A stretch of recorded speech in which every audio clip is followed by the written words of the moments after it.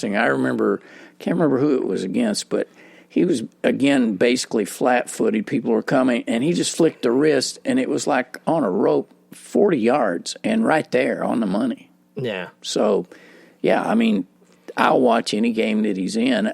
You know, my only concern, of course, is somebody gets a shot on him, but it's always true in football. For the most part, Patrick Mahomes, from last year to this year until his injury, the bizarre thing is, like, he didn't run, really. Yeah. He got injured, in the pocket with his ankle, and then he did do a running back dive. That's what dislocated his knee.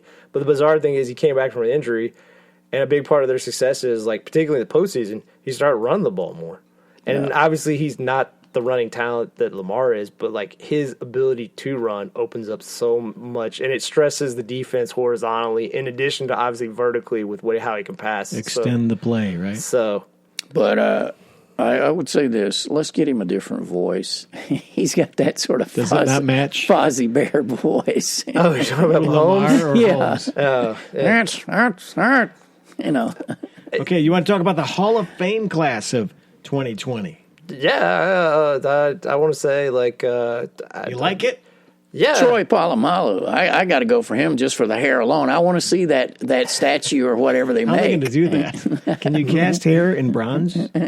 I don't know. I think you have to at least take a few strands of his hair and then, take it through a 3D printer just to accurately, and then they put it on top of the bronze and then they put bronze on top of it. I mean, he was a no... You didn't have to think about it. He was a first ballot Hall of Famer. I don't know about you. Well, I don't think I've ever seen a defensive player play as fast and instinctively. Like you're talking about joys of watching someone do stuff that no one else does. It's fly all over the field. He repeatedly sacked quarterbacks because he knew the timing of when he was going to snap the ball, and he would sack them as they were dropping back. I saw him do it at least 2 or 3 times. Yeah. It seems his career was short. It didn't feel like he was there for 12 years. It's amazing to me. I would have said 8 maybe. Yeah. But obviously he was. Yeah. I want to give props to Steve Hutchinson, mainly because he was a part of Seattle and Vikings run. He was more than a run blocker, but no offense to Sean Alexander, who was a great running back, but Walter Jones and Steve Hutchinson were so dominant. It didn't teams knew they were going to run to the left side. It didn't matter. Those two in tandem could just crush people, and he'd get 5 yards per carry. And then Adrian Peterson, who would have been great without Steve Hutchinson, was only amplified because of Steve Hutchinson and some of the other guys on that Vikings offensive line. He should have gotten it. I think he waited. He shouldn't have had to wait. Isaac Bruce. Yeah. It's about time.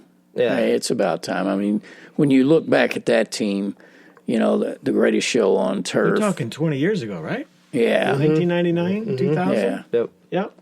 It was about time for him. I mean, he's a legitimate Hall of Famer. He was as good as Torrey Holt was. Isaac Bruce was the gold standard for the greatest show on turf for the prime years, and obviously you could say possibly that Torrey Holt learned from Isaac Bruce.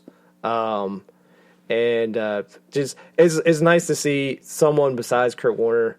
Oh, I guess Marshall Faulk got in before him, but someone else has got in. And then I guess the other one that is Steve Atwater. He's a guy who shouldn't have waited. I know his career wasn't that long, but I'll just remember the funniest thing about him is Christian Okoye, the running back for the Kansas City. The hit that Steve Atwater put on him, it's the biggest bone of contention for Christian Okoye, who is seems like the most jolly and good-natured person. But people would be like, hey, I remember that hit on Steve Atwater. And, they show clips of him just being like, this again. It's freaking Steve Atwater. Hate that guy. And then Edgerrin James. If we're going to put Jerome Bettis in, we're going to throw some heat. Edge. If we're going to put Jerome Bettis in, Edgerrin James should get in because someone pointed that statistically for most of his career, Jerome Bettis didn't even average 4 yards per carry. So if we're going to put him in, and you look at Ricky Watters' stats. The bus was all marketing, man. It was all marketing. If you look at personality. Yeah, if you look at what Ricky Watters did or Corey Dillon did, statistically, they're match him, Corey and probably Dillon. per Forgot about him. Yeah, yards per carry, they were better than him. And if we're going to put him in, then we're going to put Edge in, who's a much better back for I think high level years than Jerome Bettis. So Oh yeah, yeah. He just didn't happen to be on that team that won the Super Bowl or playoffs a lot. Interesting enough, they actually gave him a Super Bowl ring though. Oh, good. Yeah, because he meant that much to the foundation of building that team. So Yeah. It's time. Wild ass predictions. Well, that sounded good. So, what's your wild ass prediction this week? I say Chris Mack will grow hair, not necessarily on his head. University of Louisville coach Chris Mack will grow hair.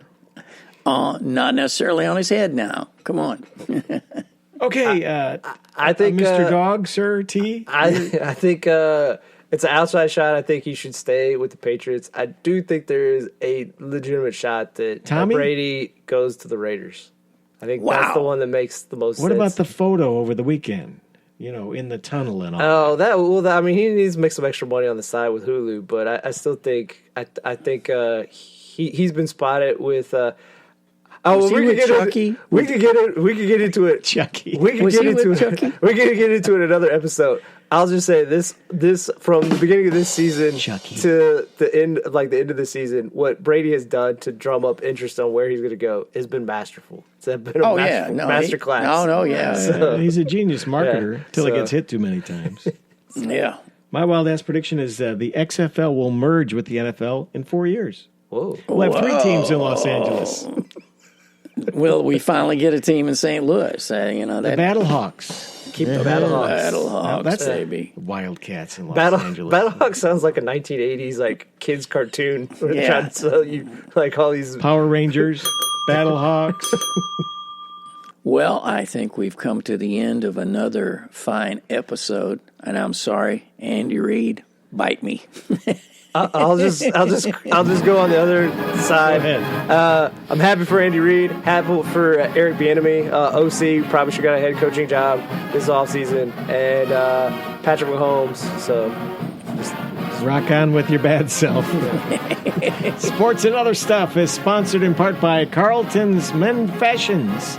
Come to Carlton's today and you'll look good tomorrow. There are 23 area locations, including North Riverside Park. Stop in. Because Fish has a 3-piece waiting for you, and we're not talking chicken. And you might have a leisure suit or two. We are the Sport Weasels. Remember, wherever you go, there you are. So until next time, so long for just a while. Bye-bye.